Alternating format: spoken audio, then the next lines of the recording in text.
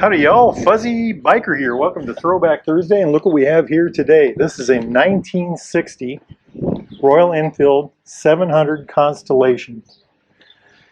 Absolutely beautiful machine, pretty much untouched from the 60s. Guy bought it new, drove it into the 70s, had an accident, parked it, and next time it was out of the garage, Baxter Cycle owned it. Really quite a bike. So what is it? Well, let's start with the heart of it. First off, it's just a beautiful classic motorcycle. You know, it's got the classic lines of an older 1960s, 1960 era. These bikes came out originally, I think, with this motor in '57, I think. So what we have is a parallel twin, dual overhead valve, so one valve per cylinder, cams down here. Single carburetor. I think it's an Amal 1 3/16", I believe. Kickstart only. Let's keep on the engine here. So it's air-cooled, parallel twin, about 51 horsepower. I love these external oil lines. You always hear me talking about that. And I love the way they look, and I understand why we don't use them anymore, of course, because we don't need leaks. But anyway, 4-speed manual transmission with a neutral finder. Kickstart only, of course. Coming over to this side, the primary side.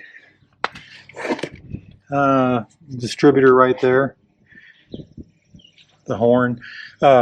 Clutch in here. And I don't think there's anything unusual about the clutch on this particular bike.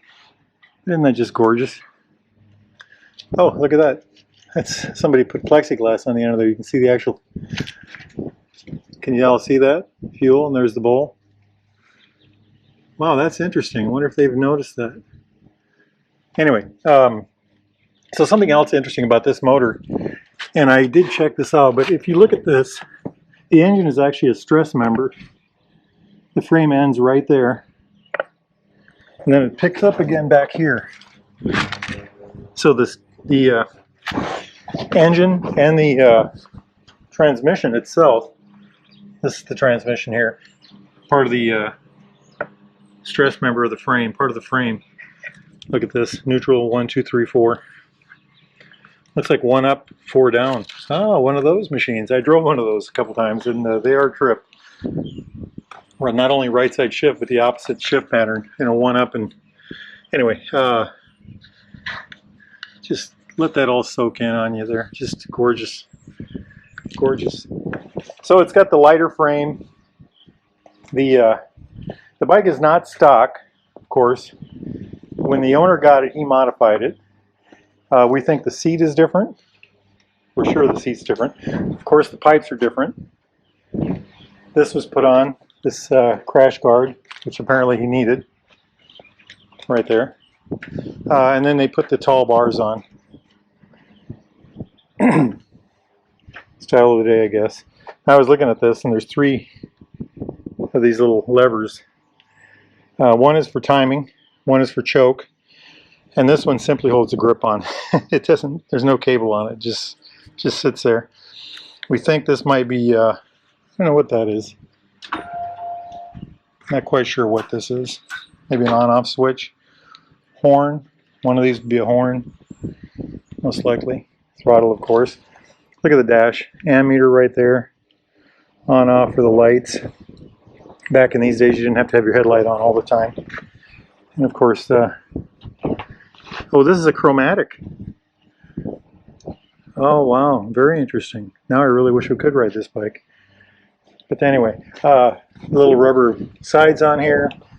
You know, all of this is original to the bike. These are chrome plates attached to the tank.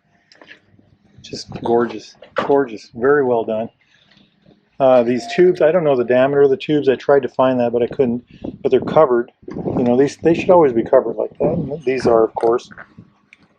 Metal fenders, metal, everything's metal on this bike. Metal, vinyl, or rubber. But this is the speedo drive on the rear end for the speedometer. They ran them off the back tire. My Harley has the same kind of thing, but it's on the front. Drum brake on the rear. And there's the mechanism for it. Isn't that neat? I just consider this like a form of art. Here's the chain adjuster there and there, of course. There's a drum brake on the front. That's a single leading shoe design, not a double. I love how these are shiny like that. Anyway, very neat. Please notice the tiger eyes. Just beautifully done. So the guy bought the bike new in 1959, 1960. They've got the original bill of sale, I think. And he rode it into the 70s. He wrecked it. And he pushed the thing into his garage. You know the old story. Wrecked the motorcycle, pushed it in the garage, and there it sat until his death. 9,300 miles on the whole bike.